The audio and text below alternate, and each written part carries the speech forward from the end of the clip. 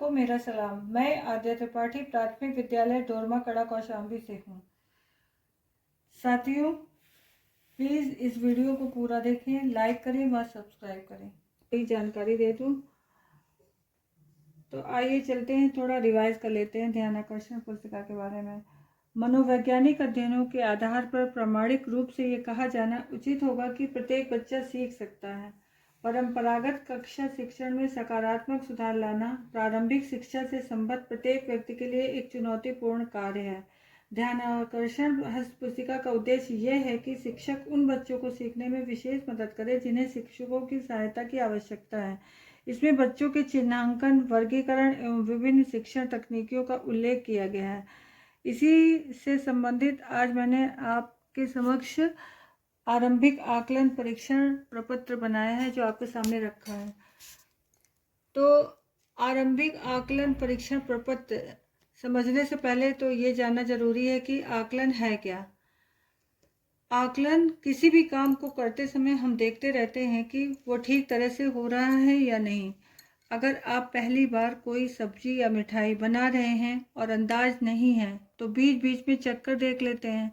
अगर घर बनवा रहे हैं तो जांचते रहते हैं कि सही सामग्री लग रही है या नहीं, मिस्त्री अपना काम समय से कर रहा है या नहीं। अगर हम इस तरह की जांच बीच बीच में नहीं करें तो काम के गड़बड़ा जाने की आशंका रहती है। अगर पूरा काम हो गया और बीच बीच में उसे जांचा ही नहीं तो पूरा हो जाने के बाद ये पता लगाने का कोई फ़ायदा नहीं है कि कहाँ गड़बड़ थी, क्योंकि तब उसे सुधारने की कोई गुंजाइश ही नहीं रह जाती और हमें नुकसान उठाना पड़ता है। बीच बीच में जांचने या आंकने वाले इस काम को ही आकलन कहते हैं। आकलन के आधार पर मूल्यांकन किया जाता है और मूल्यांकन द्वारा शिक्षक समझ सकते हैं कि वो अपने काम में कितने सफल हैं और उन्हें आगे क्या क्या कदम उठाने हैं। इसके लिए हमें क्या करना होगा, एक आरंभिक आकलन प्रपत्र बनाना होगा। आरंभिक आकलन प्रपत्र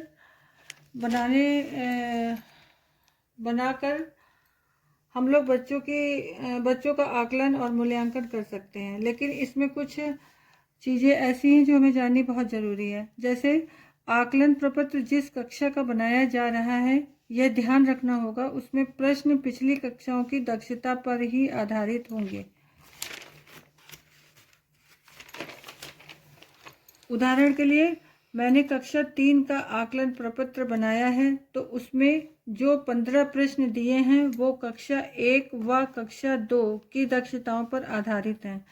यदि बच्चे ने 1 और 2 की दक्षता पर आधारित प्रश्नों को पूर्ण रूप से, आंशिक रूप से या बिल्कुल भी नहीं किया तो उनको ABC ग्रुप में बांटकर 50 दिन के ध्यानाकर्षण शिविर में भेजेंगे।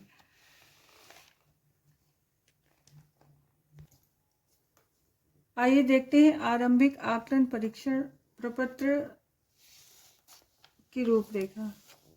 ये मैंने हिंदी का बनाया है, कक्षा 3 का। इसमें मैंने कक्षा 1 और कक्षा 2 की दक्षताओं पर आधारित ये प्रश्न पत्र बनाया है। इसमें देखिए पूर्णांक 45 का होगा और 3 नंबर के क्वेश्चन 15 क्वेश्चन होंगे और इस तरह पूर्णांक 45 नंबर का हो गया।